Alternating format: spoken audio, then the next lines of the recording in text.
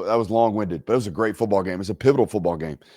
Texas A&M comes back down 30-3. Make sure you're in that thumbs up button. 30-3. And I want to start with this. Look, I believe in our Lord and Savior Jesus Christ. I do. I am saved. I appreciate my big man upstairs, and I hope he's okay with me also believing in football gods. Hell, I believe in sports gods. I didn't step on the chalk. I didn't change my drip. If we was winning, we stayed it. Back in my day, we called it swag. I stayed in the same stuff. Didn't care if it was cold, rain, snow, sleet, hailstorms. We was in the same stuff, same draws. Hell, if we was winning. I believe in sports gods. I damn sure believe in football gods. So when you are up 30-3 after the first quarter, in which you told the nice little sideline reporter, hell, I'm not shocked. We're beating this football team. We were up. We beat these sorry sacks 24-3 last year, if y'all didn't remember. No, I'm not surprised. And yes, I'm paraphrasing. And yes, I'm being a little hyperbolic with my tone, but I'm really not. If you go watch the way Shane Beamer told that sideline reporter, we beat these guys by 24 points last year. It was exactly as pretentious and as, oh my God, he thinks his shit don't stink, as I just made it out to be. Okay? And then you proceed to do one of these to a very shell-shocked and stunned 103,000. Buddy. Football gods smote you in the middle of all of that. Now, I didn't know that smote was the past tense of smite, because I think it should be smited. They smited you right there in front of College Station. But somehow smote seems to be it. You got smoted, my boy. You got smoted right there in front of the world.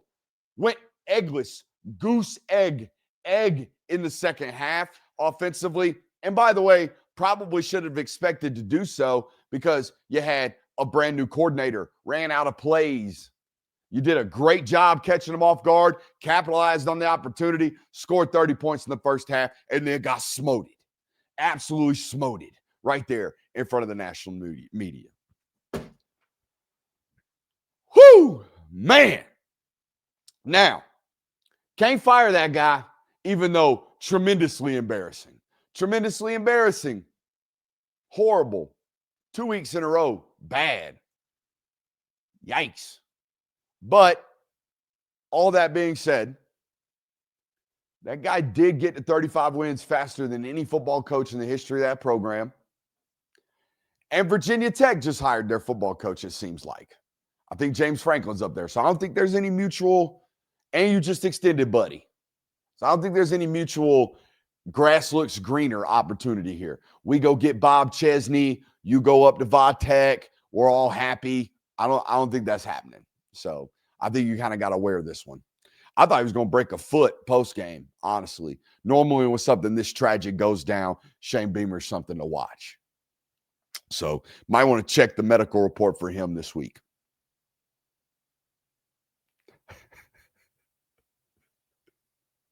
Chat's loving the smoted, huh? Big doves in the chat. We love that. Let's talk about how they actually did it. Texas A&M, it was almost like in the first half, they said, all right, guys, here's the deal. We've played extremely good football all year. Apart from the occasional defensive lapse and apart from the occasional Marcel Reed interceptions, we played clean football this year. So here's what we're going to do, boys. In this first half, not only are we going to do all that, let's do all that times 10. Marcel, I know you normally try to throw like 2 a game. Let's go try to throw 8. Defense, I know y'all normally only don't show up on the road. Let's not tackle the whole first half. Let's do that. Oh, by the way, y'all wide receivers, y'all been great all year. Been making big time tough grabs. Let's drop a bunch of balls. Let's do it all. Let's drop balls. Let's turn it over. Let's not tackle. Let's just play like some crap. Let's get all of our bad mistakes out of the way right now, first half against South Carolina at home. And let's see Let's see. Let's just spot them. Let's spot them 30. And let's figure out how to dig ourselves out. How do they dig themselves out? Bunch of really quick stops defensively. Just keep giving it back to the offense. Offense, 21 points in the third quarter. That'll do it. That'll do it. 30-24. You knew they was going to win that one at that point. All right. As soon as it got 30-24, I knew, all right, they're going to win this one. But to get to that point was really, really impressive. And to me, it was finding mega explosives offensively. I think a lot of it would have happened in the first half had it not been for turnovers and drops. Explosives were there. I mean, y'all had so many chunk plays that just, or, whoa, how did we miss that one by 5 feet over the wide receiver's head and go into a DB's hands? That kind of thing. So the second half explosives were insane, but I felt like that was the last quote unquote style of win for A&M. I don't know about you guys. I felt like that was the last style of win. Like, I have seen them win rock fights, right? I've seen them win defensive, like, laden football games. I felt like for the first half of the Missouri football game, it was this. Like, we're just battling defenses. Like the Auburn football game, to an extent, was that. Like, we're just scrapping back and forth, rock fighting our defensive way to a win. I've seen them win a shootout. I felt like they did this against Notre Dame. I felt like they had to do this against Arkansas, unfortunately, because the defense didn't travel. But that's the offense picking the defense up. It's complementary football. I felt like they've won shootouts. I felt like they've won in dominating fashion. I felt like they took the belt off and smacked Mississippi State around. I felt like in the second half, they took the belt off and smacked LSU around. I felt like they took the belt off and smacked, Missouri around in the second half of that football game. And the one thing I hadn't seen them do, because you don't really aspire to do this all that often.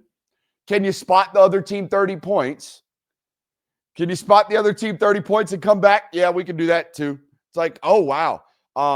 Not really a lot of flaw or a lot of, can you do this left? Can you do this? You can play from behind.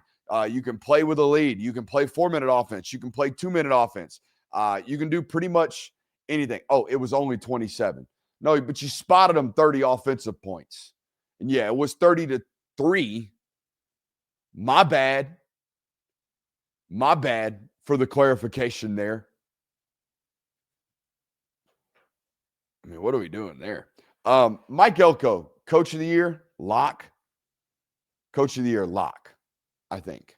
For me, for my money. I don't get to vote on those awards. They give them to, writers with 12,000 followers on Twitter or whatever. I don't have one of those. I don't vote on any of these things. I'm just give my opinions. But that guy would be my Coach of the Year for sure. Absolute lock. SEC football teams now 1-286 when leading 27 or more at half. Couldn't whistle today. Lips too dry. Talking too much. So who they got? Who got left? I think I got a tomato can, and then they played Texas. I think that's it. They might have. I think it's a tomato can because they went tomato can, Notre Dame, SEC slate, tomato can, Texas. I think that's what we got going on out there at A&M. My memory serves me. So there's that. People asking me about the play call on 3rd and 1. I assume you're talking about the backwards pass. Yeah. Look, I am someone who commends offensive coordinators for creativity.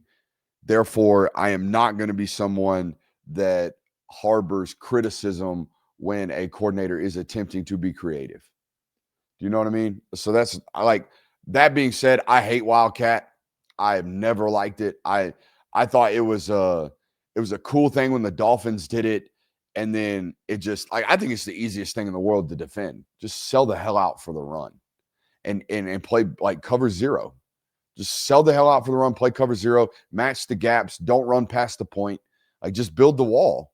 They'll never run the ball. It's like we're just trying to add counts as an offense. Well, okay, I add hats and then play cover zero, and you're just cooked. So it's just like, I don't understand why people the Wildcat thing has never made any sense to me. So yeah, there's that. Now, if you're if your Wildcat quarterback or your Wildcat running back is a former high school quarterback that can actually spin the pill, I'm here. And again, actually spin the pill. Not a guy that was like Daniel Hill in high school football that was just, oh, you're 6'2", 240 pounds, you're our best athlete. We're going to make you play quarterback and just throw it 7 times a game. But when we're just going to run the ball. That's not a quarterback. I'm talking about a guy who can actually spin the pill. There's no threats. I just don't feel it's a threat to me. Now, maybe I'm dead wrong on that, but I don't feel as if I am. There's that. I mean, Elco's just been so insanely good, man. I feel as if that team believes. If that team believes in everything that their football coach tells them, whether it be the halftime speeches of you're better than them, or which I think it was a couple weeks ago. I think it was the LSU game, maybe. Or whether it be, I would assume this halftime speech was something about, we're in this. We can do this. We got this. And there's a lot of talk like that when you're in those locker rooms, and nobody believes you unless they believe the football coach. And I feel like they believe that guy. When he tells them something, they believe it. That's probably a lot to do with his day-to-day relationships with each individual player. I've found this about football coaches. When they are trustworthy men, when the player in and of themselves in their own individual soul knows that guy looks out for me, that guy loves me, and I believe in that guy, that's what happens with the whole team. It doesn't work getting the team to believe in me and then each individual believes in me. No, the individual believes in me and then the collectives of individuals believe in me as a whole. That's how leadership works. Hey, we'll take a quick minute to give a shout out to our friends over at Sleeper. What a great time to be here on this network this year, but also a great time to be with our friends over at Sleeper. Go over to Sleeper today, the #1 place for daily fantasy and prop plays. Sleeper Picks is a real money product that connects friends over picks. Choose 2 to 8 of your favorite players from pregame, live, or even across different sports. Pick more than or less than the predicted stats. It's that simple. On Sleeper, you can get up to 100x payouts, share with your friends, and get rewarded today. Use promo code Brooks, as you see on the screen, on Sleeper and get 100% deposit match up to $100. Again, that's sleeper.com/promo/Brooks. Terms and conditions apply. Boys, as you know, we're about 28 minutes at the time of this ad read from the kickoff of NFL Sunday. So go ahead, run over to Sleeper right now. I'll give you permission to leave the stream actively. Go over to Sleeper, get a play in right quick, and get paid. We appreciate those folks over there at Sleeper. Again, that's promo code Brooks over there on Sleeper.